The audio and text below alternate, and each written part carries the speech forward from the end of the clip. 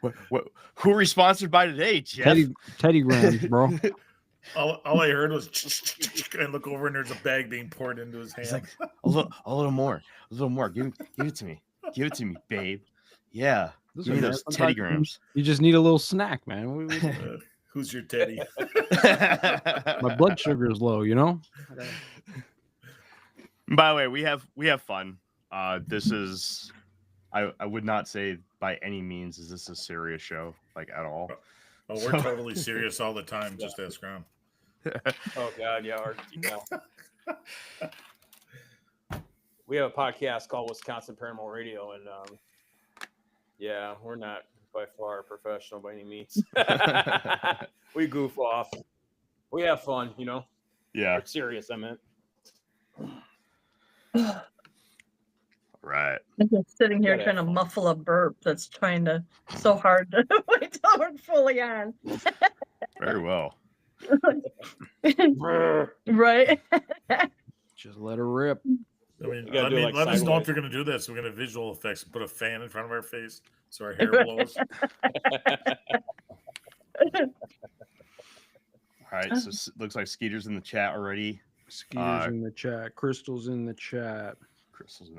Skeeter. Shadow Band Pod is in the chat. So here, if you guys look at the screen, I'll go ahead and show Skeeter's thing on stream. It says right there, my DJ buddy Ron in the house. So I'll do that. I'll try to highlight some comments and questions from the chat if any of them pop up. Okay. Ooh, we got 8 people over on Twitch already. Yeah, do those show up on the phone? Were you able to see that, Corey? That comment when it popped up? When just yours, when it said test. Oh, okay. There's like a chat bubble down there. If I press on that, but it's only you, and like I don't see anybody else. See the other ones. Got it. Okay. No. Yeah, they gotta update that mobile version of the app still. I think they haven't quite got there yet. I don't know how that works. Corey, did you see the dancing Teddy Graham go across the screen? I did. Like we got Kid Kenzar. What's up, Kenzar? Let's see. We got to get you guys to come down to our Paracon this year. Yeah, man. Yeah, we're gonna be traveling. Well, I'm gonna be traveling a lot more next year. I'll have my book should be out by then, and then. Oh yeah, we can get you a table for that too. Yeah, man. I have a few other things in the works too, so I'm not ready to talk about them. Nice. Go ahead, Jeff. Give me shit about it. Go ahead. What am I giving you shit for now? Whatever you want to give me shit about. Oh shit! Let me get the list out. Hold on. Wow, it's gonna be a long show, ain't it? Yes. Let me just send out some notifications. It's raining over here, so if you guys lose me suddenly, just know the power went out. Are you in Florida? Yep. Is it hurricane or just raining? It's just rain, but it's not the power that I'm worried about. It's the internet. The internet over here, the internet works good, but it goes out from nothing, it seems. So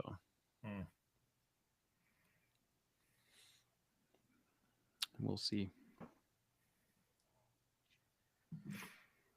Right. You know what I need? I need like a tablet on a fucking tripod, so I don't have to like look down at the chat. You know, like I could have it up, out of frame, perhaps. You sound like a spoiled brat. I'm not spoiled, bro. I just like good production. I'm a production guy. You know what I mean? You can get a wireless keyboard too. Yeah, like, wireless keyboard. My eyes hurt from looking down. I need to get something that makes me so I don't have to look down. It's not. It's just. It's more for like not having to break. What's the word like? Yeah, break. Crystal, my neck muscles are getting bigger from having to look down. Can you get me a tablet and a stand, please? Wow. And get me some seltzer water and a I'm actually glass. thinking now. I'm thinking I might mount a monitor on the wall right there so that I can have the chat on another monitor. You know? Yeah, Something like that. Gosh. Love it. Send them. Send the ideas. All right, we'll hang out for we'll do another 2 or 3 minutes and we'll get the show started. Skeeter, did you see that Elgato Stream Deck producer thing? It's like a rack mount Elgato Stream Deck. Did you see that, Jeremy? You talking about that thing I bought that I still haven't set up? Look, I got one button on it done. Look, one. It's right. That's hilarious. There. Well, there's a new that company just dropped a new one that's like a rack mounted unit with like the whole setup, and it's definitely overkill, but I might have to get it. Crystal, my finger hurts from clicking the mouse. Can I just get a Stream Deck to where I just click a button? Yeah, I've got the Stream Deck. Can I get more? I'm just waiting for the AI agent, bro, and the AI agent will just know the things that I want. I won't even have to do that. It'll just. Yeah. I'm so old, my laptop still has a pull start. Oh yeah, that's awesome. It's got a crank on it. Exactly. With an exhaust. Yeah, it's like Commodore 28. Commodore floppy disk. Yep.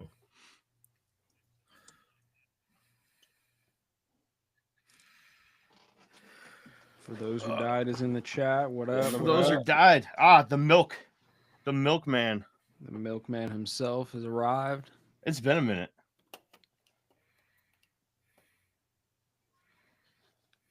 The milkman. That's crazy. Miss you guys. Oh, we miss you. Let's highlight that chat right there. Where is it? Bam. Yes. Miss you too. We miss you, bro. We're here. We're here every week. Well, except for the last 2 weeks.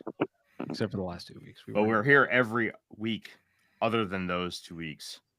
And then other than the... Odin the Sig tier has entered the chat. Odin the Sig tier, what's up, my friend? What's up? What's up? First time chatter. We got 10 viewers on Twitch. I don't know how many are on YouTube. Let's see. YouTube, we have... Looks like we got two. 2 on YouTube. YouTube, we don't poll a lot. If you're watching on YouTube or Twitch. Do you guys do Facebook Live? For some reason, whenever I try to link it to Facebook Live, it ends up kicking everything off. It's weird. But I haven't tried it in months, so it might work now. I'm not sure. Notifications aren't working because we are, in fact, shadow banned now. So you have to turn them off and turn them back on. And hopefully that works. And if not, sorry. Maybe we just do that. I should post on the socials more, huh? All right, you guys ready to roll? Yep. Ready? Ready, Freddie. Jeffrey, do you want to plug some kind of food real quick first? Nope. You sure? Nope. That was on the back end. That was for the the real OGs only. Okay. All right. Well, welcome back to Infinite Rabbit Hole. I'm your host, Jeremy, and today we have a handful of guests in the house. But before we get to them, you have to listen to us. Well, you already heard from me. Let's go ahead and hear from the one co-host I have tonight, and that is the beautiful reverse hair on their head, Jeff. You know, I got told the other day, Jeff, that they love the nicknames I come up with for you. Who's they, first of all? They. That's all you gotta know. Oh, okay. It's just they. It's actually nobody. I said that myself. I just wanted to say that I love the nicknames that I come up with for you. Gotcha. Because when I say they, I'm talking about lizard people. I feel like when you say they, it's like your imaginary friends. That's true. It is. Okay. But yeah, they really like the nicknames I come up with for you. And today it's reverse hair on the head guy. Sick. Yep, that's you. Yeah, well, I'm good. I'm great.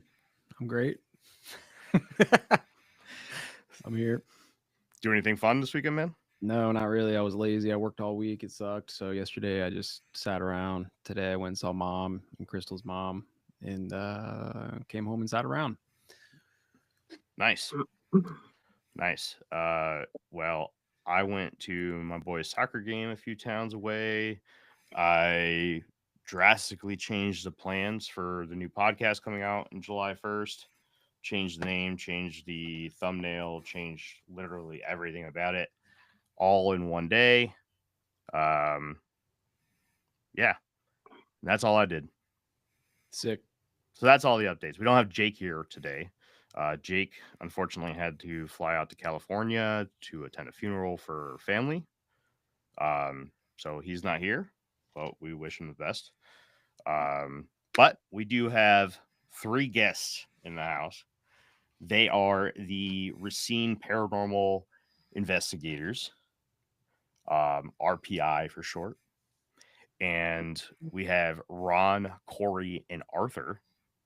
Now, fun story. We actually got in touch with them through a good friend of the show, actually an official member of the show, Skeeter, who is our electronics guy, the guy who saved our asses at UFO days by taking an ancient piece of visual equipment and turning it into passable equipment to make it look like we actually knew what we were doing. So Skeeter has been requesting this for a very long time, pushing me. And we finally got it to happen. Ron and I have been talking, finally made it work. So without further ado, let's start with Ron. Ron, welcome to the Infinite Rabbit Hole, man. How's it going? Thank you so much. Happy Mother's Day to all the mothers out there. There you go. Thank you so much for having us on here. Special shout out to Skeeter for getting us together. Appreciate that. Yeah, it's been something else getting it all ironed out, but I'm glad we were able to get this all worked out. Yeah, man. It took a minute, but it is what it is. Sometimes these things just aren't the easiest to put together, and believe it or not, this was not the hardest lineup I've ever had to do. I'm telling you, there's been a lot harder in the past. So by any means, this was not that bad. But Ron, before we come back to you and hear a little bit about the story of RPI, let's go ahead and get into your team here. We're going to start off with the first one to show up, which is Arthur. Arthur, how you doing today? Good. And yourself? Doing great. Arthur, let's hear just a little bit about who you are and what you bring to the RPI team. I've been doing paranormal investigating since I was 18, so about close to 40 years now. Got into demonology work through some very famous people. And Ron and I actually connected through a mutual friend. And I kind of like, it's okay for me to say this, Ron. I kind of like nurtured the group, so to speak, to kind of like steer them in a, I mean, there's a lot of talent there. There's a lot of enthusiasm, but it was like at first trying to herd squirrels. And I kind of like focused them in and got them to be a really good team. And they're very good at what they do. I had my own team when I lived in Waukesha for many years. So I still do work with Ron. I do work with the church. They call me, if they got a question about a possible demonic case or possession case or something like that. They have other groups call me for stuff like that. So yeah, that's kind of where I sit with this. Very cool. So you're a demonologist? Yes. How did you get into that? Believe it or not, from Lorraine Warren. Really? Yes. I didn't think we were going to go down this path tonight. Well, this was like, God, eons ago. I think it had to be close to almost 40 years ago. I was asked to help out on a case. Just back then, it's by word of mouth. There was no internet or anything like that. Uh-huh. And they had a bunch of people there. And at that time, I had already been doing investigating for like a couple of years. And the issue I always ran into was people who were supposedly psychic. They were like always giving me the cold shoulder, and I never knew why. So I just thought, okay, they think they're better than everybody else. And lo and behold, she's on this case. And we were taking a break, and I was just sitting there eating my lunch, and she came up to me and sat next to me, and I would give her the time of day. And she goes, I think you don't like me too much. I'm like, to be honest with you, I don't like any psychic. I'm like, they're always giving me the cold shoulder. I'm not assuming that they think they're better than I am or not. And she goes, I know why they're not talking to you and giving you. She goes, I can't read you. She goes, nobody can. And from there, we had conversations, and she said that, I have a good gift of reading. It's not so much an aura, it's people's energy. And that's like different colors of the spectrum from black to white. And she and a couple other well-known psychics, they kind of like coached me on it. And that's how I kind of got started with it.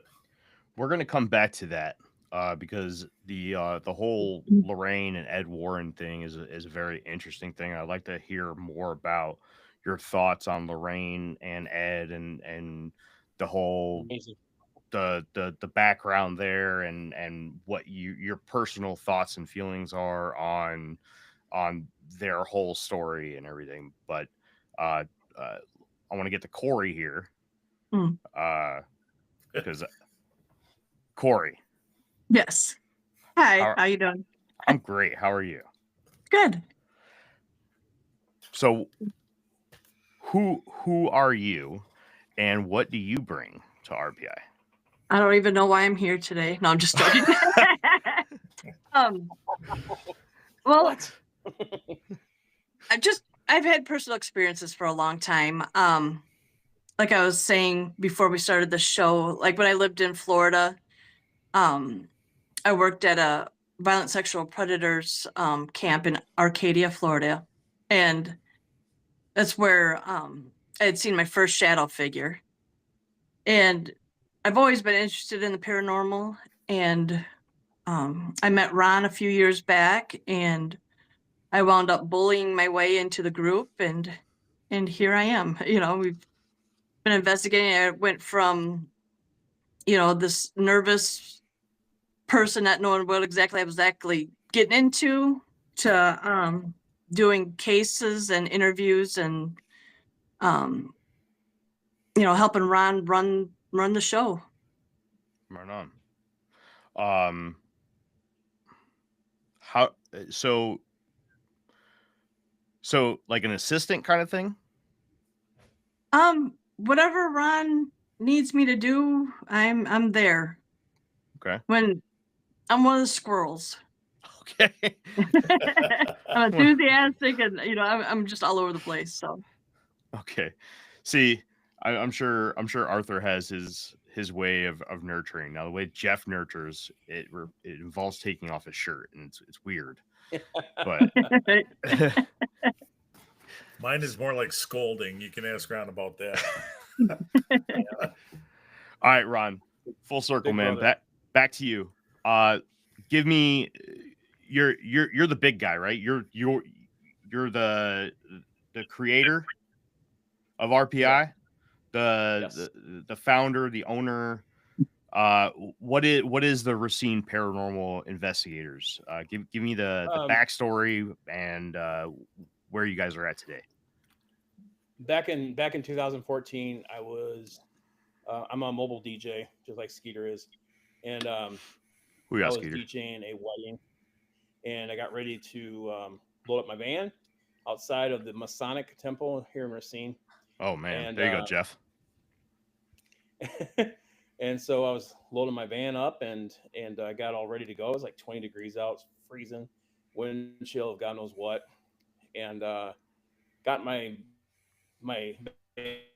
and it didn't have a window. It didn't have a mirror in the front window, but I had the two mirrors, one on this side, one on that side. So I got ready to back up. So I checked the one mirror like everybody else does, but before they had the TV screens in the consoles. And I looked on the left side, got ready to back up, and I saw a tall man wearing kind of like a fedora hat, all black leather looking trench coat jacket or something. And I saw this individual go from one mirror all the way into the next mirror. And I'm like, what the hell? I almost hit this guy, you know? So I got out and I went to go look for him. And in Racine, the parking lot from that place to used to be Hope City Church is there's no way this guy could have ran in a trench coat to get to my car or from my car into this place. So I was like, what the heck? So I saw the lady that runs the place at the time, Wendy Spencer, and she said that, oh, it's probably David. David likes to hang out inside the stuff. Yes, definitely. It was like David, this guy that used to live there. It's probably him hanging out by the stairwell because he likes to do that. So I'm like, oh, okay, that makes me a little worried. So I started doing some research on Facebook, and I found a paranormal page called Racine Paranormal Friends. Some guy ran it. There was no post recently, so I asked if I could assist and make some posts and ask some questions that, and there was a few of us that are in the that are still in the group, and I was like, hey, what do you guys think about us getting together sometime? So we got together, we met up, then we started Racine Paranormal Investigators. There's like 5 or 6 of us, and after that, we were busy. We've been busy ever since. Hasn't been too busy lately. Seems like after COVID, things are a little weird, even as far as investigations are concerned. But we've been together since 2014. Almost had a TV show in 2018. We signed the papers and everything to go forward with the show from Rugged Productions out of Los Angeles. They came out from LA, met with us and everything. Everything was set, and then we got ready to do the sizzle reel, and they went ahead and canned us. So yeah, we came really close. So That's pretty neat, man. We're active. We're active on social media as much as possible. We also have Wisconsin Paranormal Radio Show that we host. Myself, Arthur, and Katie, which is another founding member. And we brought Ed and Lauren's son-in-law on that show, Tony. So so we've been busy. That's cool. That's pretty neat, man. And we just had our first paranormal conference last year. So you started off in Racine. How quick did it take for you to expand outside of that? Well, we ran into situations where people were moving out of town, such as like Art. And, Art was kind of like, well, I mean, I'm up here. I mean, I can help, but, I may not be able to go to the investigations. And for me, as him being a mentor, I have no problem with him staying, you know what I mean? And some of the others too that have moved. Some people have moved and came back, and if I see qualities in somebody, it's very hard for me to let them go, as Corey may know. And, I keep them, try to keep the team intact, even if they're out of town. We have somebody in Madison in our group too. So, but the reason called RPI at the time was because we were kind of staying in our area. How many investigators do you have on the team now? We have 16. 16? 16. And how often would you say you do investigations? It can range. We've had some months we do 3 at a time in a month, and then all of a sudden completely quiet for a month or 2. It can change very quickly. And then we may go out to different locations, such as we've been to Waverly Hills, down in Kentucky. We've been to Ohio, Corey and I, which was amazing, by the way. Sent you some photos of that Corey had. a video. That was the Shawshank Redemption. It was filmed there, and Air Force One, where the kingpin or whoever it was, the bad guy was coming out of prison. Mhm. That shot right there was from Ohio State Reformatory. Yep. And then Corey, you've been to Arlington, right? Or not We went Arlington, to Gettysburg. yeah, Gettysburg. Yep. You're breaking up, Ron. Let's see here. You I like are. it. What do you got, AOL over there, Ron? So here's the pictures that were sent to me. What is this that we're looking at here? That was just the Ohio State Reformatory. And I can't remember exactly which block it was, but it was just a shot. Right there in front, they had like a pit, like it was like down to a tunnel system. They had it fenced off where you couldn't get up there, and then there was just looking down at the cell blocks. It wasn't actually anything paranormal. It was just. Was that a pit picture of there it. when the reformatory was active? I do believe so. Yeah. That's crazy. Yeah. that's not good. That's not up to code. I'm sure they had probably a grate or something over it at that time. Yeah, Yeah. it's. Let's see.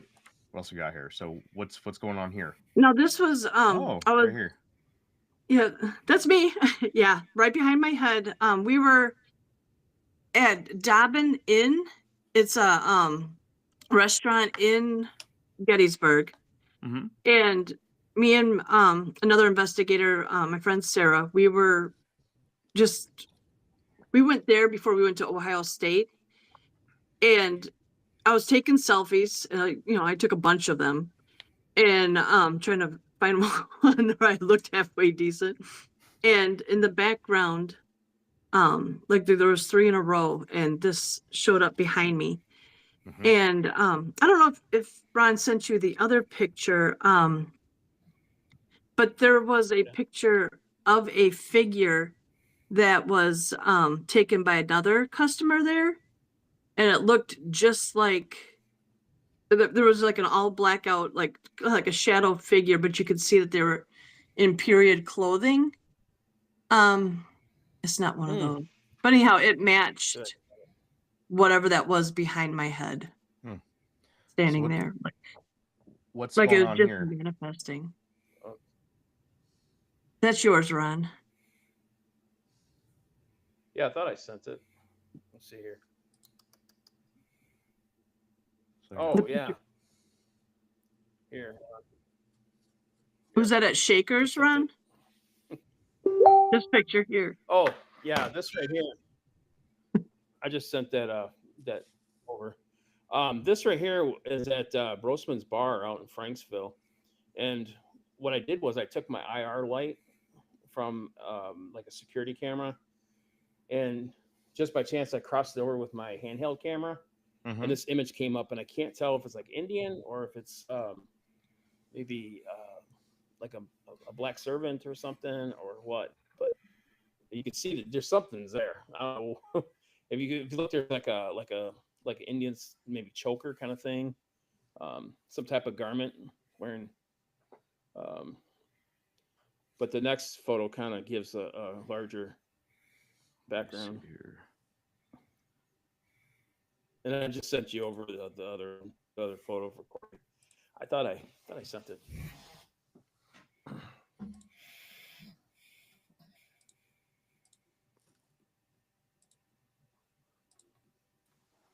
This one here. Yes, this one here. That was a picture that another customer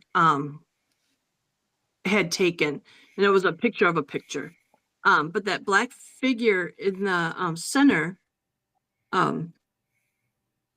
is what they think is haunting that restaurant, and it just looked so eerily similar to the shadow that was manifesting behind my head.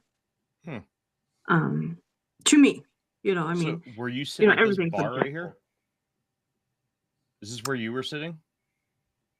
Actually, I was sitting like around, just down farther. Yes, I was sitting in around in that area. This picture was taken, it was the restaurant's picture that Mhm. they kept.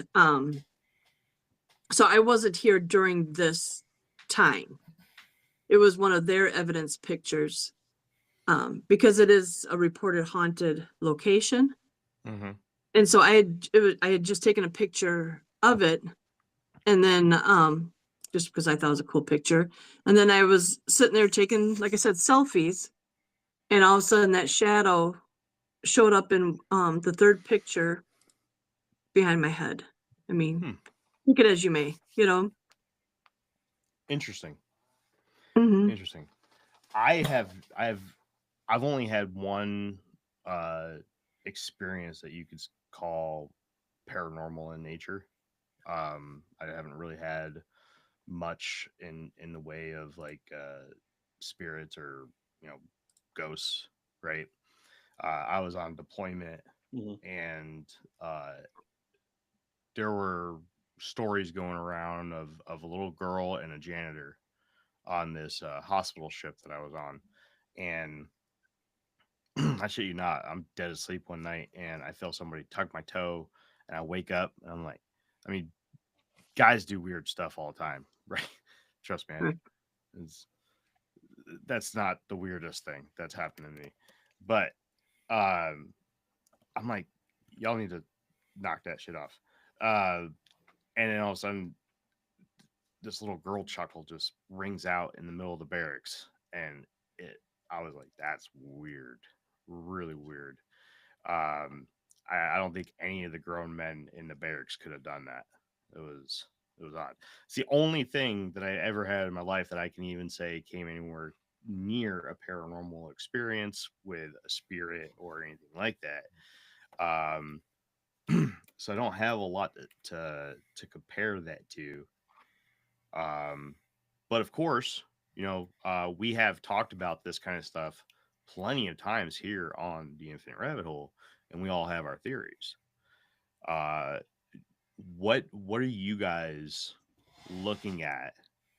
What are you guys looking at as a possibility when you're investigating this stuff? Like, where are your thoughts at for the answer behind this stuff? What are these things? Art, you want to go into that? Boy, that's a can of worms. Oh yeah. Mhm. Like Ron knows this. My favorite saying is when you're doing investigations, like the old peeling the onion thing. Mm-hmm. So it's you look at the logical stuff first. Once you discount that, then you got to start looking at everything else. Because you got to take it one step at a time. You can't go off in 800 different directions. If it's actual physical contact, like with what you had, um, did you say this was on a ship? Yeah. It was Um, it was on the it was literally on the bottom level where the male barracks is, the E5 and below barracks of the USNS Comfort, which is the big white hospital ship Wow. with the red Yeah. cross on it. See, I would like to look at the history of that ship, but being a hospital ship, did they take care of civilians too? That the mission that I was on was a civilian mission. Yeah, it could be from Oh, there a you go. kid that was traumatized on that ship. Not from you guys, but Mhm. brought on the ship from some kind of trauma or whatever. Maybe passed away during surgery, after surgery, recovery, whatever. Mhm. So she's still lingering there.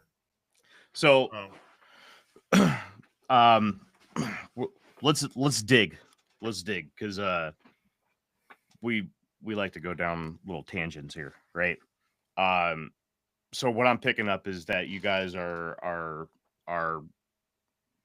under you guys are playing around with the assumption that these things are spirits, as in defined as in the human spirit. That would be the typical definition. if you can rule out all other rational explanations, that's Okay. the next step. Yeah. Okay. Yeah. Um. Yeah, we want to debunk first. Okay. Cool. Jeff, you got anything? I mean, I'm not necessarily the paranormal guy. It's not really my thing. I've only actually had one experience. I wouldn't even call it paranormal. It was just more of a, maybe it was, I don't know. But I'm going to kind of just lean into what I always think with these things is that it is probably either like some demonic or interdimensional entities. That's kind of like where my thought always goes to first when I hear anything about ghosts or paranormal activity.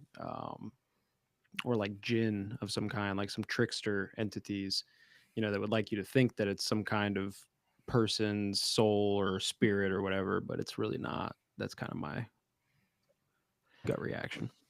Yeah. So go ahead, Corey. Let's say, like really with the paranormal, the answer is like yes. Mhm. Like it could be anything, and it could be, absolutely nothing. We try to come with a scientific approach, but each case is so different. I mean, we could be dealing with something that's just like a timestamp, like it's just a loop.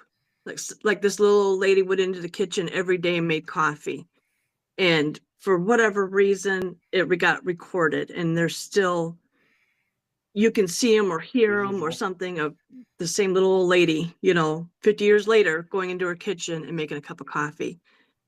To where, like some other entities, is it demonic? I mean, that word is thrown around quite a bit, but, and what is demonic? Is that actually demons from hell, or is it an evil entity from another dimension? That somehow crossed over. We don't know, and that's what we're trying to find out, and that's what keeps us going, to keep on trying to figure this all out, and the thing is, to be honest, we probably never will, but man, it's fun trying. Yeah, no, I chase that all the time too. It's funny because I get asked that quite a bit. Why do you look into this stuff? And I always answer, probably never know the answer to any of this, but just looking into it and having these fun conversations about the possibilities of them and hearing people's the way that they decipher some of the information and the outcomes that they come up with is fun in its own way, right? And then you take the way that they've deciphered it and you're like, man, wow, that makes a lot of sense, and it's a connection that you've never made before, and now that you've interpreted that connection and you've injected it into the connections that you've already made on your own, now you can create a new interpretation of the situation and come up with a whole new answer to go ahead. No, go ahead. Sorry. No, I was pretty much done. I was just gonna say, it's fun to to use other people's tools and to come up with these things, and part of the fun is that a lot of this will never ever be answered, and that's why the Infinite Rabbit Hole is such a fun episode or podcast to do, because all the co-hosts that we've ever had on the show and all the co-hosts that are on the show right now, including Jake, who's not with us tonight, we all have different points of views on things, but yet I can tell you one thing: I've learned things from both of Jeff and Jake and all other co-hosts that I've ever had on here that I still use in the way I interpret the unknown. And I've done that with multiple guests and everything, and it's just it's a lot of fun. So Corey, I know exactly what you're talking about. I've literally built this podcast on that same exact premise. I love it. Can I interject something to your listeners then? Yeah, absolutely. It's along that line. Ron has heard me say this a million times. Anybody, I don't care if it's the paranormal world, demonic world, whatever you want to call it, anybody says that they're a professional and they know everything, run from them. Run away fast. I've been doing this for almost 40 years, and I'm the first to admit I don't know everything. I sometimes I get a little what's the best way to put it? a little passionate about Mhm. that particular piece, because I hate it. I hate when people are like, I'm a professional Bigfoot hunter. Like, no the fuck you're not. Right. Where's your big feet at, man? Exactly. And if they say they know everything, I'm in a like you cage in the said, back. run. Just run from those people. You No, know? I hate that crap, man. I do. Like, I'm never going to tell you that I'm a professional or anything. I don't have a degree. I love physics. I love it. I love all kinds of good math and science and everything, but I've never been to college for any of it. Actually, I did. I got kicked out. But that's another story. Partied a little too hard. And I would never ever go to anybody and say, I'm a professional. You need to listen to what I gotta say. I think it's absolutely hilarious when people are like, you need to buy my book because I am a professional on Yeah. this unknown thing that has no answer. And can't Exactly. prove. It's like, yes. So just that was just a little tidbit for your listeners in that. Yeah. Someone tells you that, just run. Yeah, Don't bullshit. take help from them. Don't ask them to help you. Just smile, nod, and walk away. Speaking of, this is a very good segue. Unless Ron, did you have anything else that you wanted to bring in? Yeah, I just want to say this, that we go on a caring approach, especially when we're doing home investigations, because we do a lot more of those than going to destination type hauntings or whatnot. So we come in with the attitude of, hey, how can I help you? We referred them to human services on different things. We've got them help, assistance, and when we could, and sometimes they just needed somebody to talk to outside of what we're doing, as far as investigating. We don't come in with the guy named starts with a Z. We don't come in with the whole "come at me, bro" attitude. We come in, say, You talking about hey, Zach? we're here to Zachary? help. Yeah, him. Zachary McDouchebag? That guy? So we don't come at the "come at me, bro" thing. Yeah, it's Yeah. funny because I mean I know one of the guys on there, really cool dude, but yeah, we don't do that. We come in caring and whatnot, and then what we do is we do a walkthrough. And Art taught us this: is we come in with a passive provoking, basically kind of walk around with a Bible, actually read the Bible and see if there's any reactions to the house. And if there is, then we investigate further.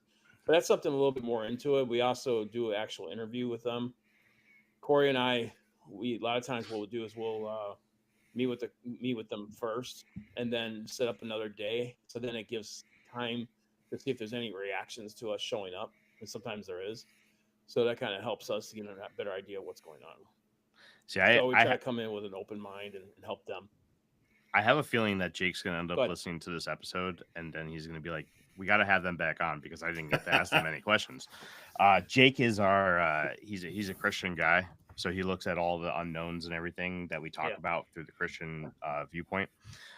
So this was an episode that he was looking forward to being on. But unfortunately he had to do something. What kind of reactions do you get specifically when you read off Bible verses? Is what are you looking for? And then let's also hear about some of your strongest reactions. And then I also want to know, sorry, I'm piling them all up on you, but I want to make sure I get them out because I'm going to lose track of them. No, sorry. I want to know, how often do you get a response to a Bible verse?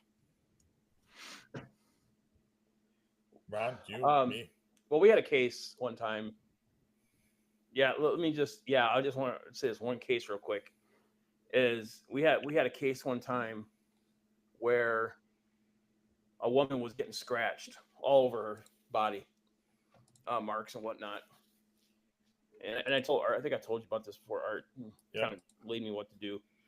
And we run around the house and with an EMF detector, which stands for electronic magnetic fields, basically just kind of checking the areas. And we weren't getting no baseline readings at all, anything. Nothing was working.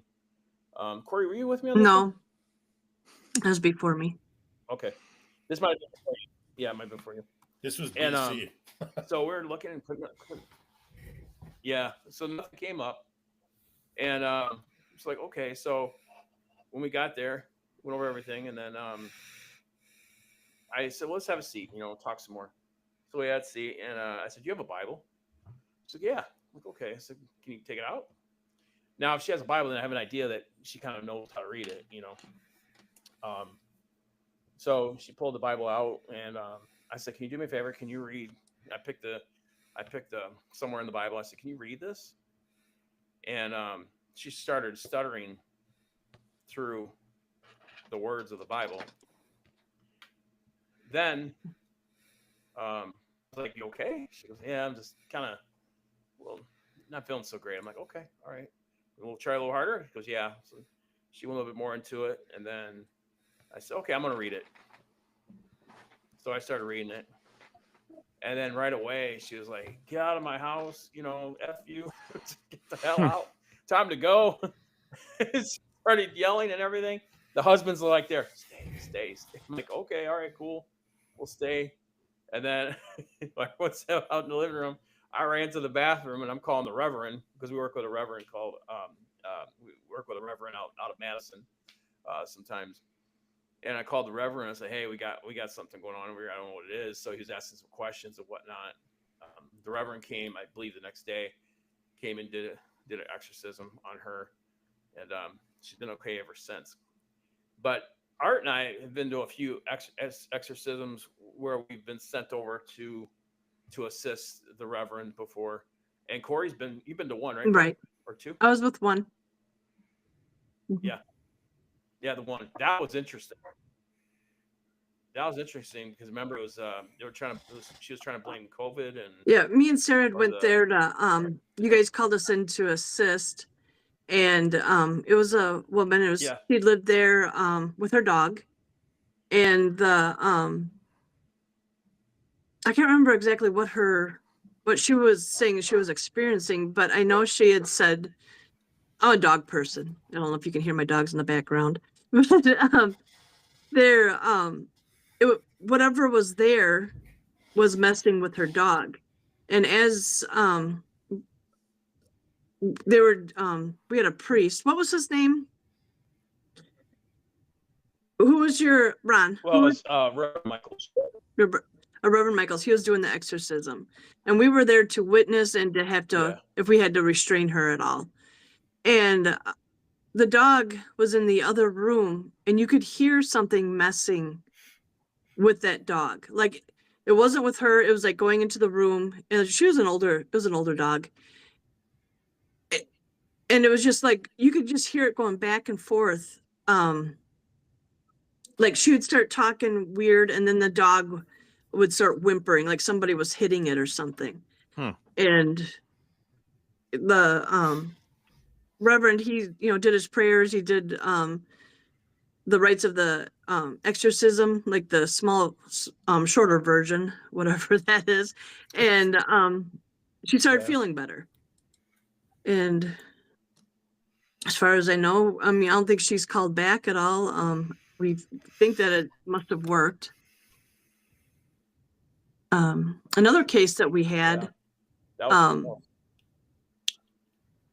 we don't know exactly what was there. There's this woman, she was in the military, her and her roommate, and she was having things move around her house.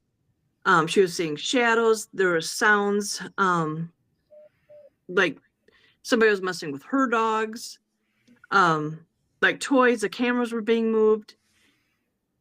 And while we were there doing an investigation, I was heading to the restroom, and I heard, as soon as I turned into this hallway, I had a growl in my ear. And I asked Ron to, I just stopped in my tracks. I was like, Ron, I said, hit me with the holy water right now. Yeah. and it stopped. But that after, I didn't hear anything else. I never made it to the bathroom. It scared me so bad. And but that night it followed home another one of our investigators. She started having nightmares. She was getting scratched, and it took a long time. I don't know if she's ever really gotten away from it. And my other friend Sarah, the one that I went to Gettysburg with, me and her had did the interview for this woman, and it too followed her home, and it was affecting her dreams. She had gotten some scratches. There was things starting to move around. I don't know why it didn't follow me. I don't know if it's because, I was like, hit me with that holy water or what, but it didn't follow me. But my friend Sarah claims that she still sees it out of the corner of her eyes here and there. So yeah, that was wild. And actually we ended up talking to a medium. Remember, Sarah? Remember, Corey? We ended up talking to a medium, and yeah, we went on Google Images or Google Maps, and you can actually see the people in the windows. yeah, The spirit in the windows, the male, and then the little boy in the wheelchair. It's crazy. I wish I could find that photo somewhere. it was like when the house was put up for sale, you could see the shadows. Yeah. So, What were you gonna say, Art? Oh, sorry. No, go I ahead. don't know. I don't know. You Jeremy was just asking how we do the passive provoking stuff, and it's not. Ron kind of gave a Reader's Digest version, which works. The nice everyone goes, well, so you automatically believe everything's demonic. No. You can ask Ron. You can ask anyone that's been in this group a long time. I'm the most skeptical person in the world. It's like you have to prove it to me before I'm going to say, yeah, this is demonic. But there's different things we can do. The passive provoking is one. I usually, with the EMF or any of those kind of tools, if every house is going to have some kind of EMF field in it, whether it's from appliances, whatever. But if it's completely dead, and you got a working EMF meter, it's completely dead. Even if you go up to an outlet or the light on the stove or microwave, and there's nothing there, it's a good indication something's trying to hide from you. Also, when you read the Bible verses, I always have audio recorder, someone following me around with an audio recorder, because you can't always hear stuff right away either. Everyone always assumes that with a demon, it's a deep growl noise. A lot of times it's actually, the best way I describe it, I call it a witch's cackle. It's very high pitched. So you'll get that. You can get a growl. Most of the time it's like the witch's cackle. And there's one time things can be moved that you don't notice. Ron knows, I think I told him this one. I was looking into a case for a church. And it was me and a guy who I used to work with in Waukesha, Luis, and we're passive provoking. And I usually, when I go out, I wear a cross necklace. And so we're going around passive provoking. We didn't hear anything, and we're cleaning up our gear. And all of a sudden, Luis turns white as a ghost. And I'm like, "You okay?" He goes, "Look at your necklace." And I go to grab my necklace, and it ain't there. I'm like, "What the?" It's actually wrapped around my belt loops. I never took my belt off. I'm like, "Oh, that's interesting." So we might have something here. Weird. So it's not automatic. It's not like a 5-minute thing. I feel like Jeff's over there going, sure. But it's not a 5-minute thing. This takes time to nail these things down. Jeff is sleepy. Yeah. No, it's just, I'm not even skeptical of, I've said this before on the show, I'm not skeptical that the things are happening, I guess. I'm just more, I think I have a bigger problem with, it's like a semantic issue for me, right? Like using the word demonic, right? Or using the word spirit, even like anything like that, you automatically, like going back to what Corey was saying, like we have no idea what this is. And we probably never will know what this is, right? We could speculate forever. And when we start slapping certain labels on things, like it just gives like this idea of what this is. And I think that's the issue that I have, right? I do think people are having all kinds of experiences, and spooky shit is definitely happening.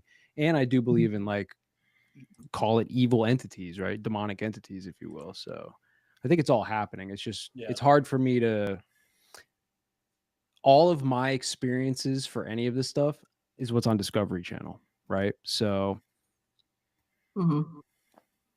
that's what you get. Right. Yeah. Well, it's You know, the flip side understandable, of and this, I always tell we've people, is that Ron talking? I always tell people, No, go ahead, Art. Go ahead. I don't expect them to believe or understand what I do or what we do. And most people won't until you experience something yourself, which I hope you never do. But, you know, and that may change your mind, it may not. I mean, I've had several people over the years who I've known personally, and they used to just needle me all the time, thinking I'm just a crackpot and everything else. And then all of a sudden they're running to me going, hey, you know, you need to come over to my house. I think we got a ghost chair. And I go, I'd be a smartass about it. I'd go, hey, you don't believe in ghosts, remember? There's no such thing. So if as long as you're not gonna, you know, poo-poo what we do, I'm not gonna tell you you're right or wrong either, you know? Yeah, for sure. I mean, listen, I'm the hardcore conspiracy guy, right? Like, I'm the first one to go super deep on like shit that you would probably call me crazy in an instant for. So It's true. No, for real. Like, I'll go, so you'll be like, wow, get this guy off here.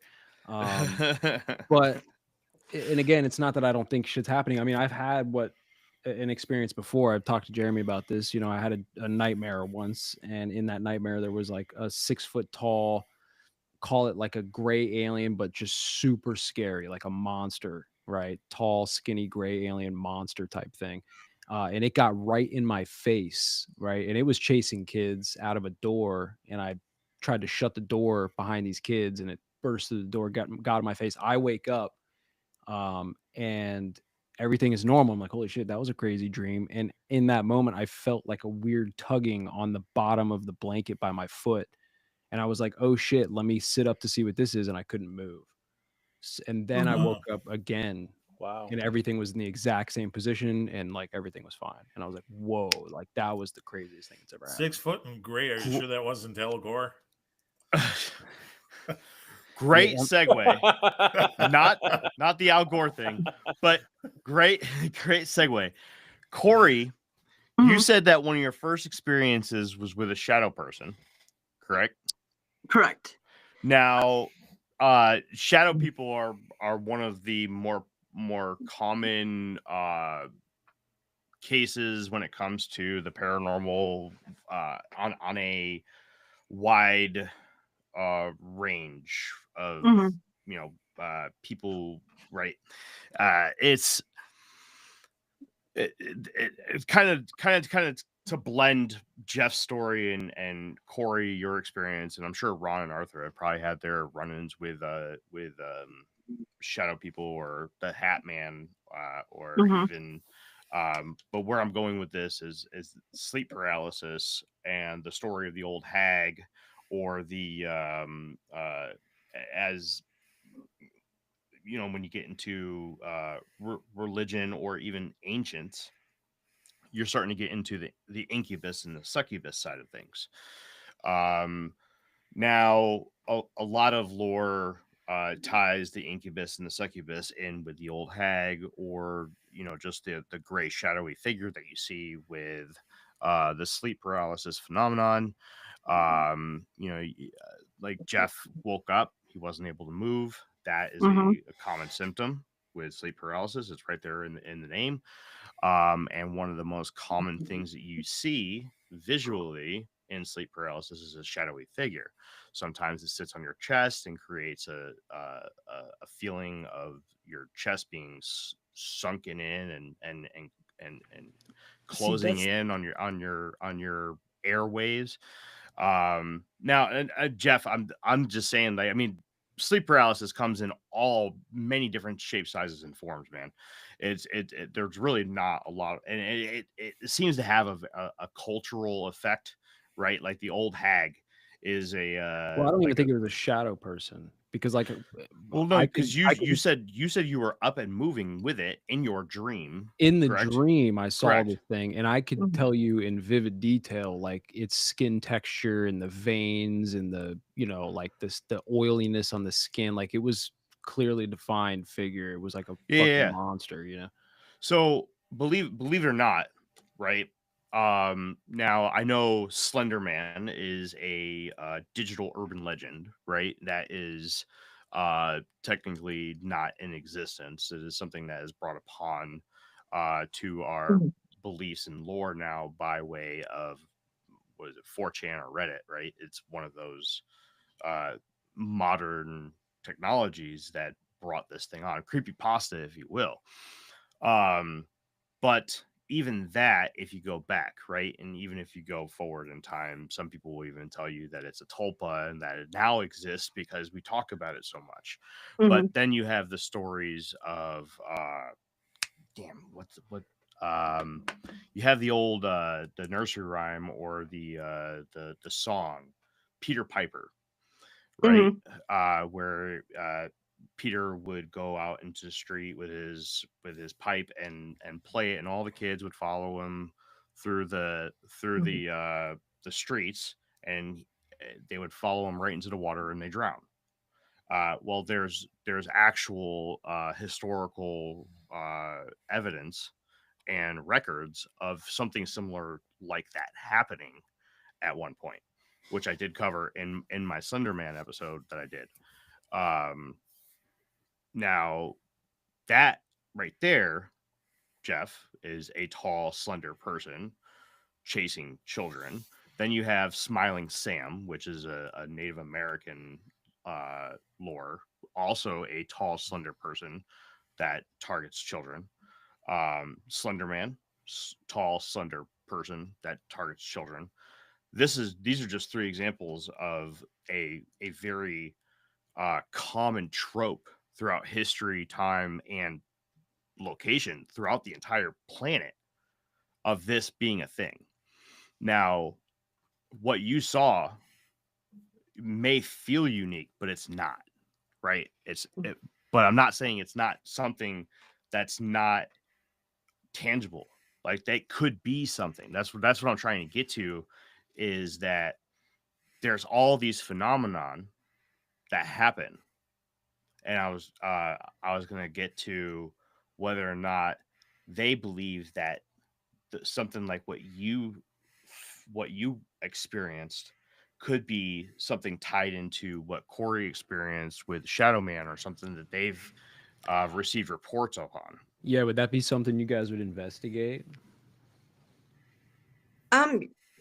It would be something that I would, because it actually hits home. I have another story that's actually even closer to Jeff's. When I was 8 months pregnant with my son, this was about 12 and a half years ago. I'd went to bed early. I had my back to the door. I heard my husband come down the hallway, walk into the bedroom, felt him get into the bed, and move right up behind me. Now, I ain't gonna lie, I was like, "Ooh, I'm gonna get some," you know.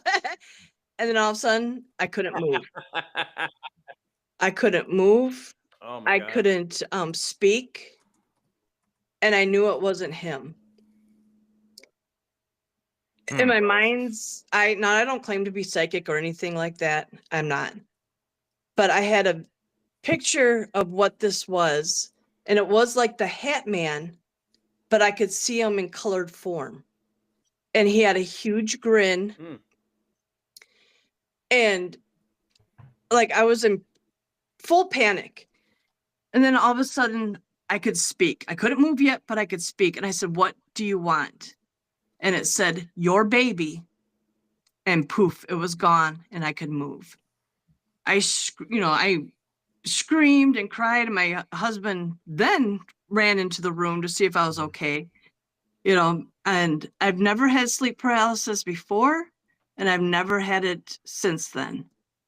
So there's a really really weird phenomenon that occurs, and for a while there, it was getting wrongfully mixed in with another story, the story of Injured Cold, which is a completely different thing.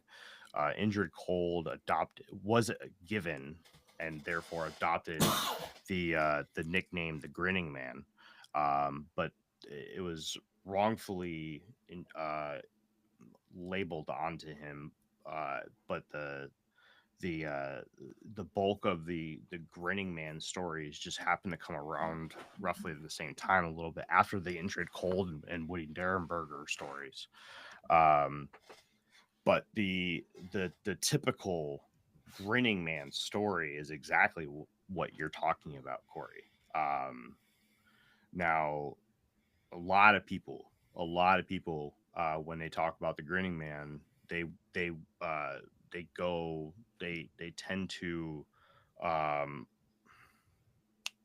just audible right into Injured Cold. And I'm putting this more out for the listeners. We've talked about Injured Cold ad nauseum on this podcast, and we've already kind of explained this before, but Injured Cold is not the Grinning Man. Grinning Man is not Injured Cold. They are completely separate entities. And I only say that because every time we talk about Injured Cold or the Grinning Man, somebody messages me and says, "Hey, you forgot to mention this." Like, no, I did not. Okay, just knock it off. So I'm talking about the Grinning Man, not Injured Cold. Anybody that wants to message me, you're wrong. But the Grinning Man, the phenomenon of the Grinning Man, is exactly what you just described. Now, about the only thing new that I heard from your story compared to every other instance of the Grinning Man was the baby thing. I've never heard that, but the sleep paralysis, waking up at the foot of your bed, grinning over your body, verbal communications, all of that, very very Grinning Man, very interesting stuff. Where were you in the country? Union Grove, Wisconsin, which is just west of Racine. The whole apartment. Okay, there was this. I'm conflicted about if cemeteries are haunted or not, but Union Grove Cemetery during the day is so benign. At night is crazy. But my apartment, it was an apartment building, and the cemetery was butted up right to it. I mean, like 10 feet behind the back door, there's a cemetery. And yeah, this is my ex-husband that I was living with at the time. He had an autistic son, and he was nonverbal, but he would chatter. And he would look at there was a specific corner, and he would just stare up at the corner and just chatter. Like, he would answer and there was nobody there. He'd be like, yeah, and it's like, we're like, who are you talking to? And then he would just kind of like refocus, and it was just, and I had seen shadows run across, my husband used to think it was funny to scare me as I was coming out of the bathroom because it was like around a hallway. And so he would hide on the side. Yeah. Great guy. And and one day I was like, I like snuck out of the bathroom after a shower. I peeked around the corner and I thought it was him run from the living room into the kitchen. And so I'm like, oh, I got you. So I run into one of the side bedrooms and I'm waiting there and waiting. And he never comes down the hallway. And finally I yelled to him, I'm like, hey, what are you doing? He's like, watching TV. I'm like, oh. So, I was like, I swore I saw you, run across, the living room, but no. And it was just like that all the time there. I've been wanting to go back there, like, and just see if anybody else has had experiences while living there. But I don't want to think of That's pretty interesting. I mean, I've always kind of like theorized that people with autism or just on any of these spectrum I don't even want to call them disorders because I don't necessarily think they are disorders. I think that they're more like you're tuning into different frequencies, right? You might be, you might have been more in tune with whatever frequencies that are, that thing's broadcasting on, right? Or whatever, wherever, like you said, something earlier about maybe the energy was like imprinted, right? In this loop, this time loop of some kind, right? It's like, and I talk a lot about like holographic universe things, and that makes perfect sense there, where like the energies of something can imprint into the information field, right? And then somebody that's on the spectrum might be able to tune into that information field in a different way than you or I, and actually see or interact with these things better. That's pretty interesting. Yeah, I mean, the paranormal, I mean, it's infinite. I mean, it could be anything. I mean, it's like what Jeremy was saying. I mean, just rabbit holes after rabbit holes. Oh, yeah. Love it. Love it. Arthur, let's bring you back in. Let's go back to Ed and Lorraine Warren. So I need the opinion piece. Because this is probably one of the most hotly debated topics, and I'm sure you've been asked this a million times. So I'm gonna make it 1,000,001. What are your thoughts on Ed and Lorraine Warren? Are they real or are they not? I need to preface that with Lorraine has helped me a lot. She's mentored me. So keeping that in mind, everything I've seen of Lorraine, talking to her and stuff like that, she's the real deal. I know she's got her skeptics out there. I haven't even watched it. There's something new going around the internet now where somebody's trying to, tear their legacy down now. I mean, they've been doing that for years. Yeah, it's really gotten ramped up to the point where somebody's trying to get legal action against them to stop their museum from whatever. Really? Yeah. So I think they're the real deal. I honestly only met Ed once for a very short period. So I don't know him that well. Lorraine, I've met twice, but talked to her on the phone many times. Very sweet lady. I think she's very genuine. For the religious people out there, she is very religious. They both are. So I think she's the real deal. But again, with the movies coming out, and you're always going to get your skeptics. That's their opinions. I mean, again, I don't try to make people believe stuff they're not going to believe. But as far as I'm concerned, she's the real deal. That's a good point. The movies. I try to catch myself when I can on the show, and try to keep the audience up, because try to remember that not everybody listening to this is going to know who Ed and Lorraine Warren are.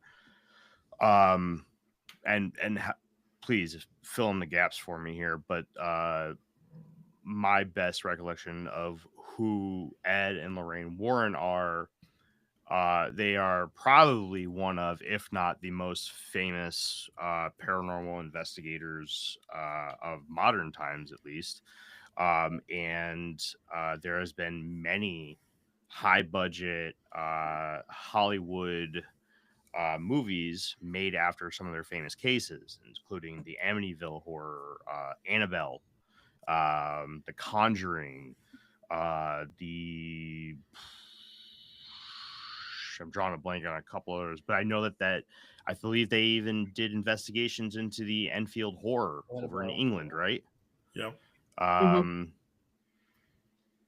There's a lot. I mean, how many? Do you have any idea how many movies are made out of their investigations? It's got to be. Actually, I've lost track because it's got to be double digits, right? It is, but I think once you got past the Conjuring House movies, I think the producers just saw dollar signs and just, excuse my French, but started making crap up. Oh no, absolutely, 100%, 100%, yes, yeah. I think that that there's definitely a grain of salt to take with the Hollywood movies, and I think that's something that a lot of people take into consideration when they're, I hate to say it, but when they're judging Right. Ed and Lorraine Warren.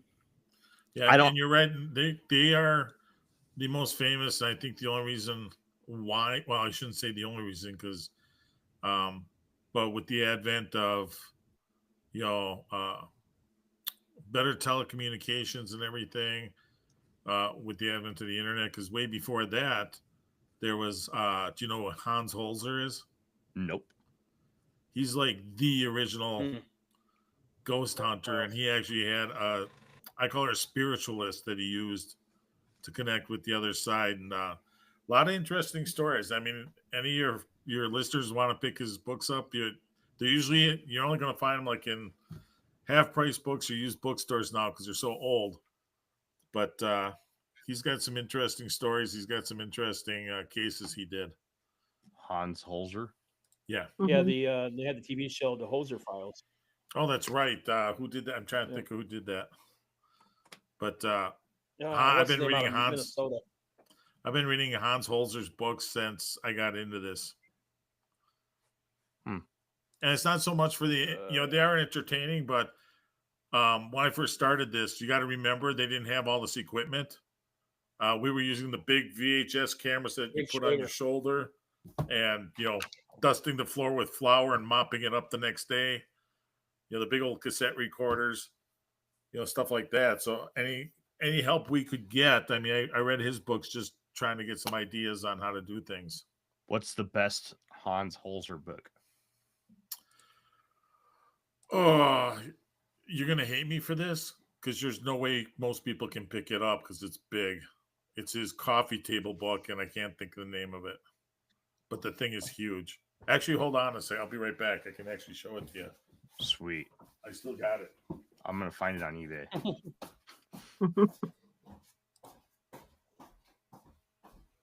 Yeah, Dave Schrader. Jeremy can't do he's one on episode Coast to without Coast buying a AM and book. stuff. I can't. I think Didn't he start like the white noise? Ron, do you remember? What's that? Didn't he start like with the white noise, Oh, using that?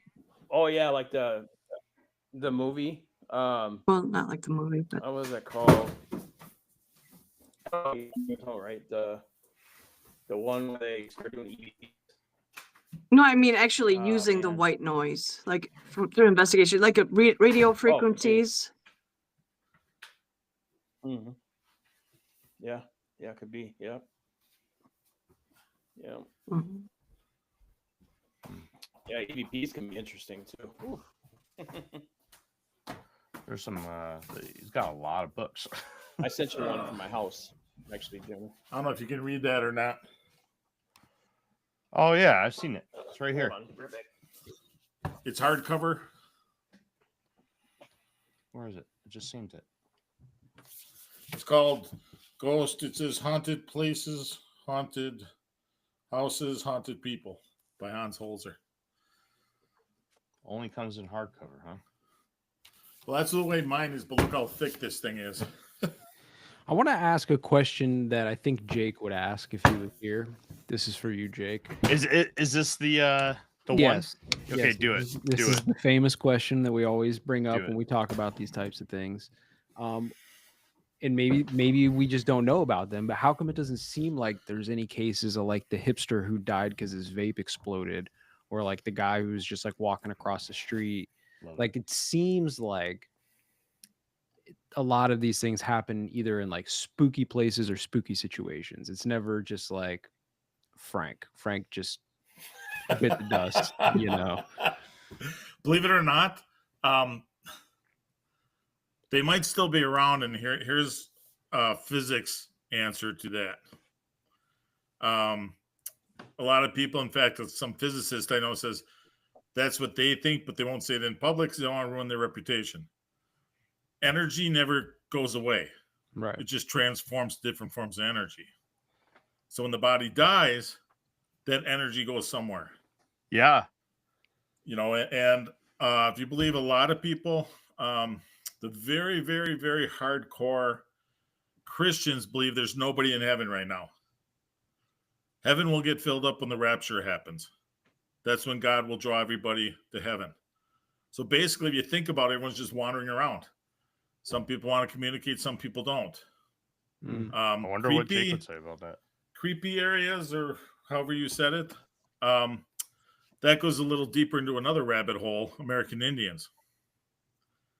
We believe, I'm quarter American Indian, and we believe the earth is energy. And it's been beat up and abused for so long. There's curses, Indian curses.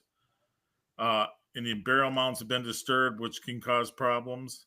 Even digging a basement is considered a wound to the earth. So that's where you get some of your spooky places from. Others are just natural magnets. Do you know what ley lines are? Oh yeah, I get into like geomancy and ley lines and all that kind of stuff a lot. Yeah, and ley lines will draw is like a paranormal highway, just like rivers are and stuff like that. Right, for sure. Where it'll just take that. I'm not saying that they're gonna bring ghost about like in Ghostbusters. I'm just saying that energy that transformed from a human's body, that's easier ways for it to get around, kind of like fiber optics for us communicating. Sure. Yeah, no, that makes sense. That tracks. I'm with that explanation. Well, Art, wasn't there... Oh, sorry. You go ahead, Ron. Okay. What were you gonna ask? Art, didn't you say one time, and I think I read about it too, like when somebody dies, I mean, they've weighed the bodies before they died and after they died, and it's like... Yeah, that was an old experiment. God, I can't remember who did that. But it's true. So many ounces or something? I can't remember. It was true. It's true. But, I mean, it was very minuscule, but yeah, it was true. Yeah, but I've heard arguments about that, like, you know, when your bodily functions cease, you know, like the release of methane and like, you know, you shit yourself, you know, like. Yeah. Actually, I don't think that's true. I was a EMT for 20 years. Saw a lot of death. I've never seen anyone defecate. Not even a fart? If they've been dead a long time, possibly. But usually it's exhaling gas out of their lungs. Sure. Well, I guess it all depends. That'll freak you out when you're moving a dead body and all of a sudden you hear... That'll make you crap your pants. We had just talked about this. Was it the last episode we did? I think, Jeff, where because we were talking about we've been talking more about quantum mechanics lately, and how physics really breaks down at the quantum levels and stuff, and I was breaking down the energies and how, you know, everything's either an energy or a mass, and how you could change forms. One's usually a lot quicker than the other, right? Changing from a mass to an energy is very fast, but changing from an energy to a mass is very slow. So when you burn a log, right, you burn trees or a piece of wood, the energy that's created off of it, the log just doesn't disappear. It gets created, it turns into soot, which is also just a form of matter, but also gives off energy in a form of heat and other things that we can't perceive.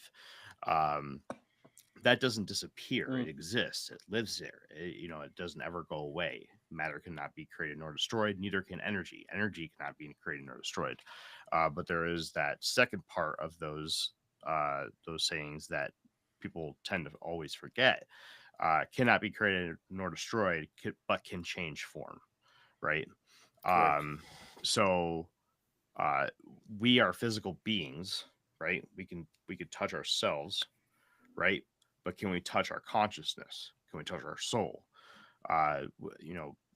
We've gone through many hypothetical experiments on the show where, we talk about the concept of exchanging consciousness between two subjects, and we're not going to dive into that right now, but just know that we have talked about that before.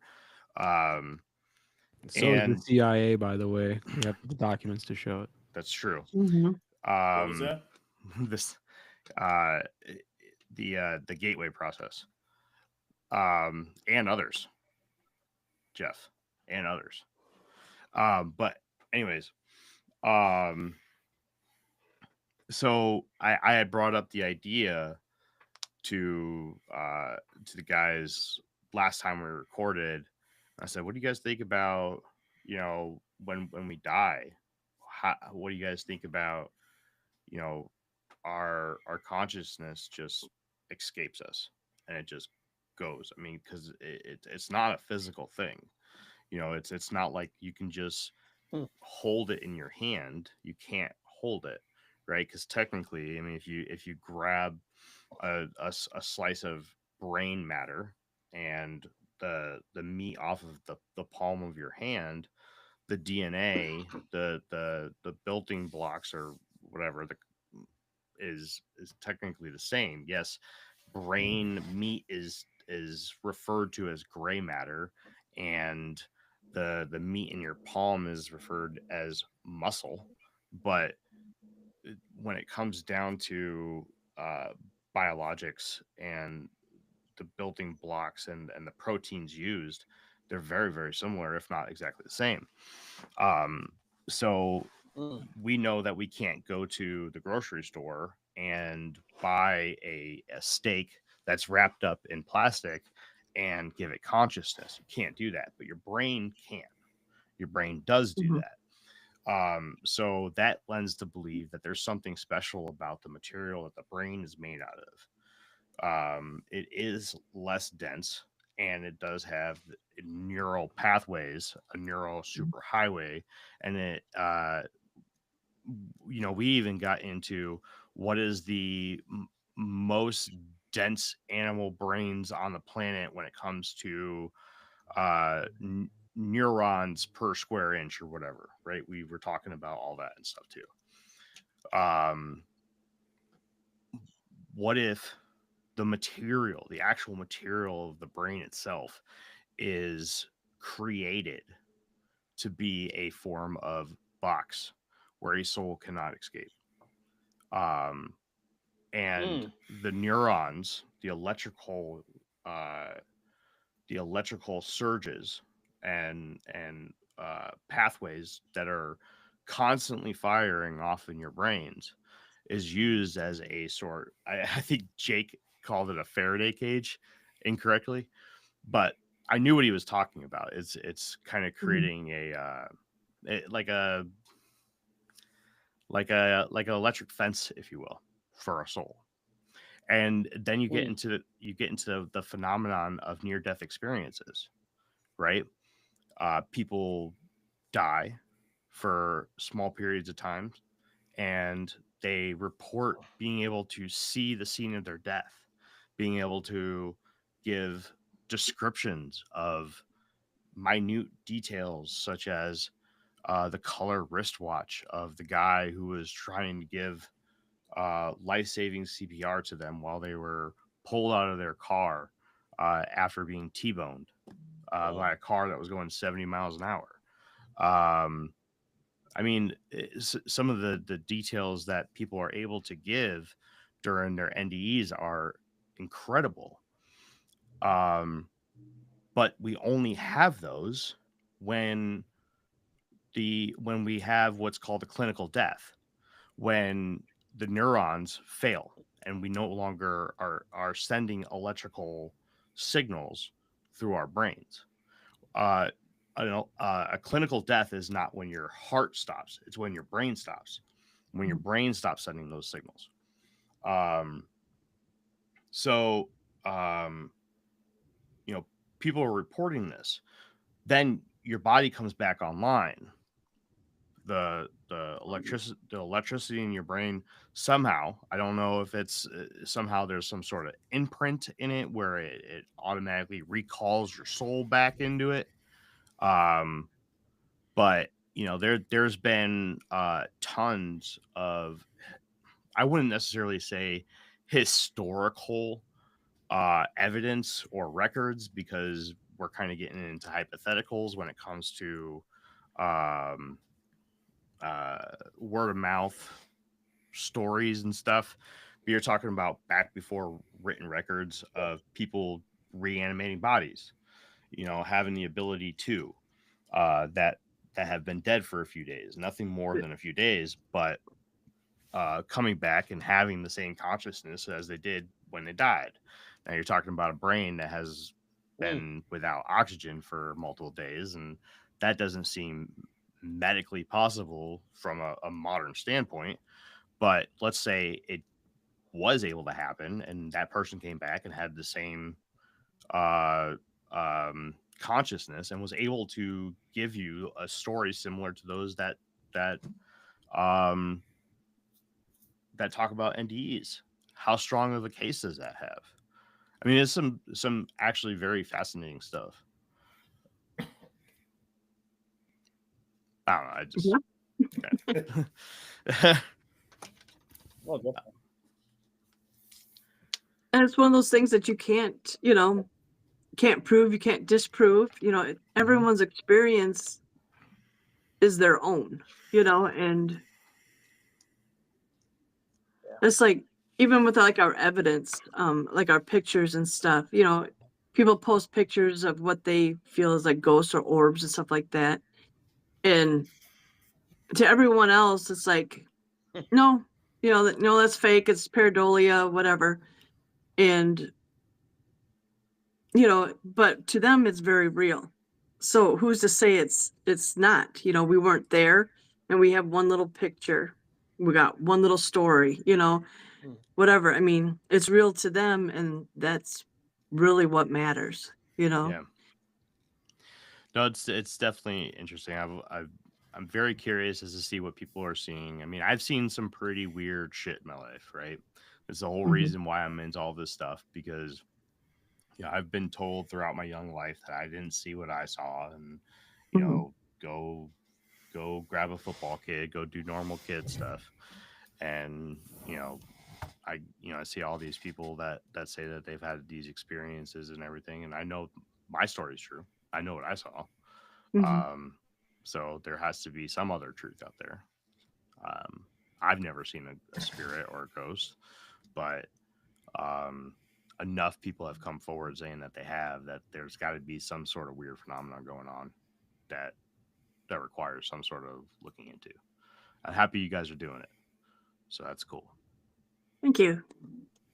Thanks. And also it's fulfilling too when we go to a person's house, and they're scared. I mean, they don't know what's going on, and if we can go there and just listen to them, I mean, a lot of times we can just debunk it, and it's like, no, this is what's happening. You got raccoons in your attic or something, I mean, it could be anything, and to write down, all the way down to we've also have done clearings and blessings to the homes too. And it's like whatever it takes, to make them feel better, and hopefully, gather evidence to if there is something really going on. I mean, a lot of people, on TV, it looks like, there's just nonstop evidence. There's knocks, there's yells, there's all this stuff going on. And unfortunately, that's really not the case, It's a lot of time, we're sitting in a room talking to the thin air, Eating and peanut butter cups. yeah, right, drinking Mountain Dew. Shit, And, there's peanut butter cups. right. Always. I might come haunt you guys for peanut butter cups. Right. And I mean, I was going to mention this because I think who's the other guy's name? Jake. That's not here. Yeah. He might be upset that he missed it, but I'm sure he'll watch it. Ron knows this story. They said sometimes they get sent by the church, other groups, whatever. And we got sent by the church to this house. It was in Milwaukee County. I won't give names and details, but this lady was a nurse. She had back surgery, and she was out of work. So her and her 21-year-old son moved back in with her mom. And she had called the church because she thought her son got a possession. So they send us out. What we do is, like was Ron was saying, we separate them, and then we talk to them. We have questions. We ask the same questions to everybody, separated, and then we mix the answers together, and somewhere in the middle find the truth. So we interview both of them, and the guy who's with me, he's doing the baselines on the house, and he's just about finished. And all of a sudden, the mom comes home. She wasn't home. Sweet little old lady. She's about 4'8". She's got a car full of groceries. So we're nice. We can help you with the groceries. She's thanking us and everything. And then I got the idea. I go, can I ask you some questions? Since you're here, she goes, oh, sure. She's real nice. She sits down across from me from her dining room table. I go through all the questions with her. She's answering them. Sounds like a sweet little old lady. So I'm writing down the last couple of notes, and she goes, well, what happens now? I'm like, well, we'll go through the answers, and we'll determine what we can do to help out here.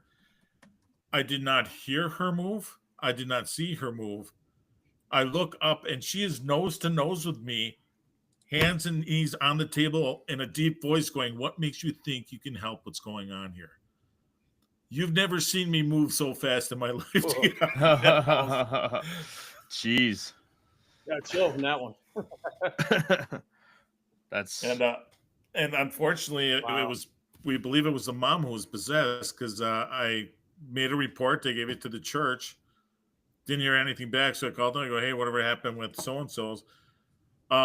They can't get a hold of the daughter and the son. They found out from someone else they did move out that same day. Within a week, the house burnt down with grandma in it. wow. Oh, shit.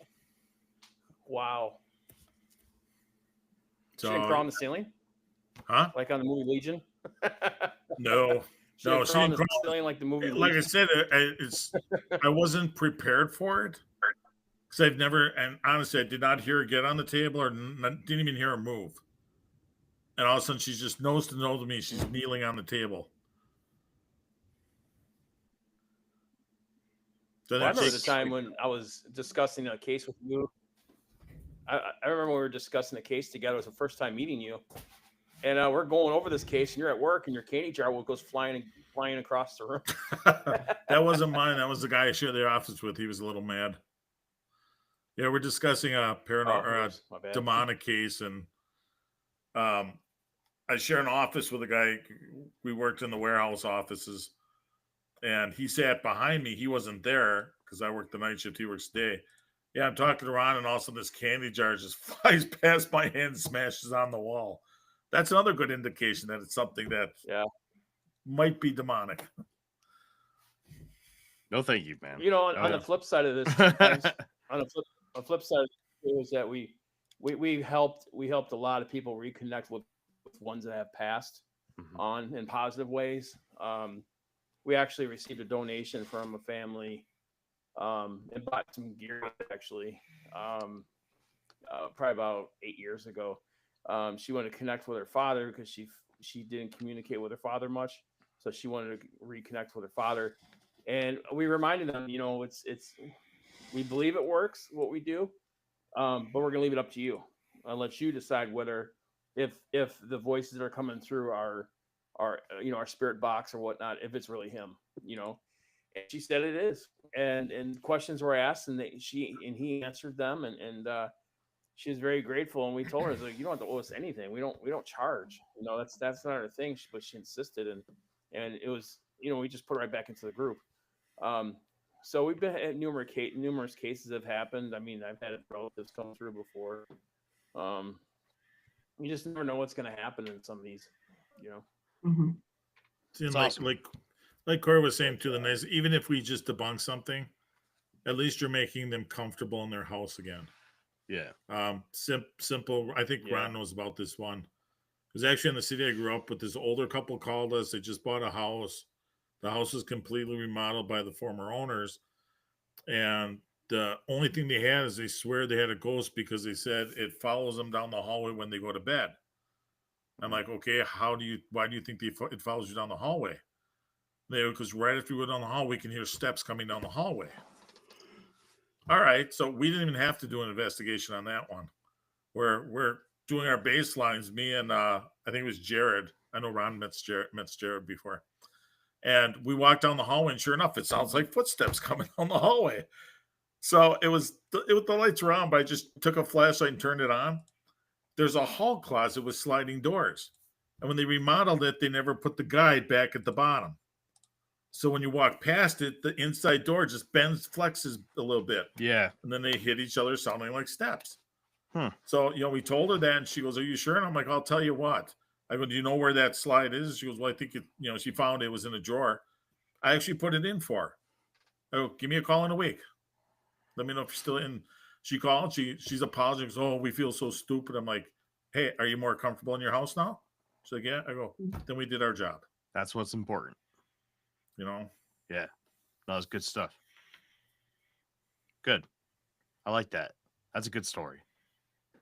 That's a really good one. I like that a lot. And there's a lot of them. And I don't know if Corey mentioned the raccoons, because I don't know if you knew my story, Corey, about the raccoons. I think Ron knows this. There's a real rich neighborhood in Waukesha County. Family just built the house, and they've only been in like 2 months, and they call us because they hear scratching on their bedroom wall. So we go there, we interview the couple, very, very expensive, rich couple. So we're going to do baselines, and we're hearing the scratch. I'm like, go to Luis. I'm like, "Hey, listen to this." And it does sound like scratching on the wall. So we go in the hallway, and we're looking around. There's like this little half door. And I asked the husband, I go, "What's this door for?" He goes, "Well, I think it's just storage behind the bedroom." Back then, I was a lot quicker, thank God. I opened the door, and there's a family of raccoons in there that just came charging at me. I slammed the door shut, and I go, "You got raccoons?" I go, call a animal expert. They go, "Well, can't you take care of them?" I go, "I'll take care of the dead. I don't deal with animals." And within 2 months of them moving in, a family of raccoons got up there, and we're just nesting away. That's awesome. And they were great. so mad at us because we wouldn't get rid of their raccoons. And nope, sorry. Not much you can do about that. Like, nah, Exactly. not messing with that. I'll throw some holy water on them, but I don't think that's gonna work. They're just gonna probably drink this. Probably. All right. We're gonna go ahead and wrap her up. Jeff is falling asleep. It is way past his bedtime. He is so tuckered out. Look at him. So go ahead and We can only do part two. we might have to. I have a feeling Jake's gonna want to do part two. Go ahead and share all your socials, your projects, everything and anything where we can get one of them sweet t-shirts from. Let us know it all. Arthur, I bought the book. Awesome. You won't need to lift weights anymore when you're reading that thing. It's big. I've got some over here that I'll give it a run for its money. And do us a favor when you talk to Jay, tell him send our condolences to him. Yeah, absolutely. Sorry he's going through that right now. Yeah, absolutely. He'll listen, he'll hear it, and then I'll pass it on to him as well. But thank you, I appreciate that. For sure. Go ahead and share websites, share social media, share upcoming events, share whatever you guys want to share right now, individually as together, anything. Go for it. It is your mic for as long as you want it. Go for it. Ron? All right. You can check us out on Facebook. We're seeing Paranormal Investigators. Feel free to search that. Also, Wisconsin Paranormal Radio. We'll be back jumping on there very soon. And then our website is www.racineparanormalinvestigators.com. We don't have a merch store yet. We're working on that. That's coming up. And then in the fall, we'll be having Bell City Paracon once again. We'll be working with a couple teams, U.S. Paranormal Research and the Realm Paranormal team and podcast. So we'll be working with them. We like to network with other groups. We have that going on. Of course, we go live time to time. So we always have something kind of going on. But we also do a lot of investigations at Shaker Cigar Bar in Milwaukee, and that can be a whole nother show that we can talk about. That's a very, very interesting place. It's in Milwaukee off 2nd Street. It was once a brothel house and also a hideout for paranormal, the Al Capone family. They once owned it. So we can talk about that anytime. We're there all the time. We'll make announcements about, hosting something or being there to investigate. So, but We actually just had a guest on about a month ago who interviewed the owner. Bob No. Weiss. Yeah, she interviewed Bob. Excuse me. She's the host of Backwoods Paranormal. Backwoods or Darkwoods Paranormal? Okay. Darkwoods Paranormal, Raven Knight. We were talking about and we saw pictures of her doing her interview with him. That was pretty cool. But yeah, absolutely. We can have you back on for that. Something else. For sure. Yeah, and if you can't, get Bob on too sometime. Bob is amazing. Yeah, I could reach out to Bob for sure. Corey and Arthur, you guys got anything? No, I This don't. is going to sound bad. I do have an email set up for someone who needs to get a hold of me for the demonology stuff, but I can't find it. So the easiest way to do that is you can go through Ron.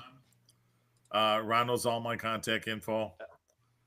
So if you need just a demonologist, give me a call.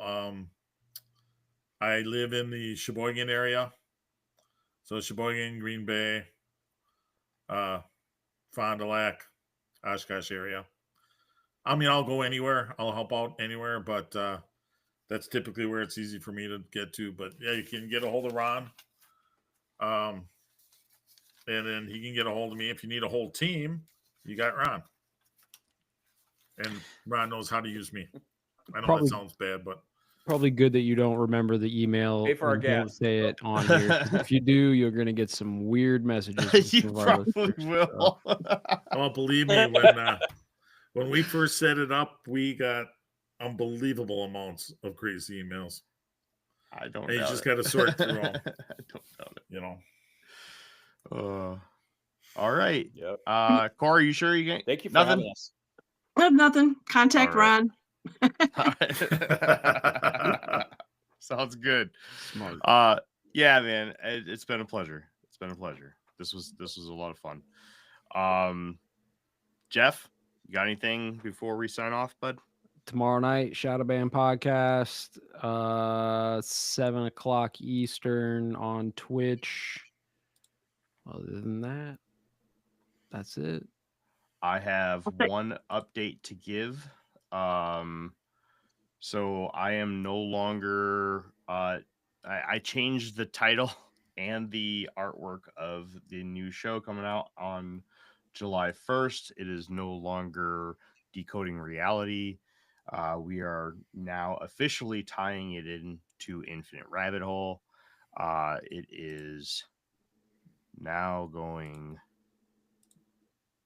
to be Infinite Rabbit Hole Archives. It is a Sweet. solo documentary show. So solo documentaries are coming back, but it will be under a new RSS feed, under the Infinite Rabbit Hole Archives. It will be a bi-weekly show, so every 2 weeks. On July 1st, you can expect to see the first 3 episodes dropped, as well as the first 2 Patreon episodes. That's right. So get ready. Content is coming. More information will come fast now. So be ready, everybody. That is all. I love the green. Thank you. Thank you. Appreciate it. Yeah, it's very reminiscent, isn't it? All right. Well, thanks for having us. Yeah, absolutely. No, thank you guys for taking Thank you. time and coming on the show. Ron, I'm happy that we got it worked out, man. This was cool. This was a lot of fun. Yes, sir. All right. Let's do it again. Yeah. Yeah. Whenever, Yeah. just reach out to us, and we're more than happy to talk. Yeah, absolutely. Just give us some time. We have repeat guests come on all the time. We just usually, give it a few months and we'll have you back on. But just do me a favor after the episode, hang tight for a minute. I just gotta make sure that all your audio downloads, and then I'll send you loose. All right. Sounds good. All right. Well, that Okay. has been Sounds good. another episode of the Infinite Rabbit Hole podcast. Once again, I'm your host, Jeremy. Thank you very much, travelers. Next week, we'll see you right here in the next fork in the path of the Infinite Rabbit Hole. Bye, everybody. Adios. You guys got to say bye. Goodbye. Bye. There it is.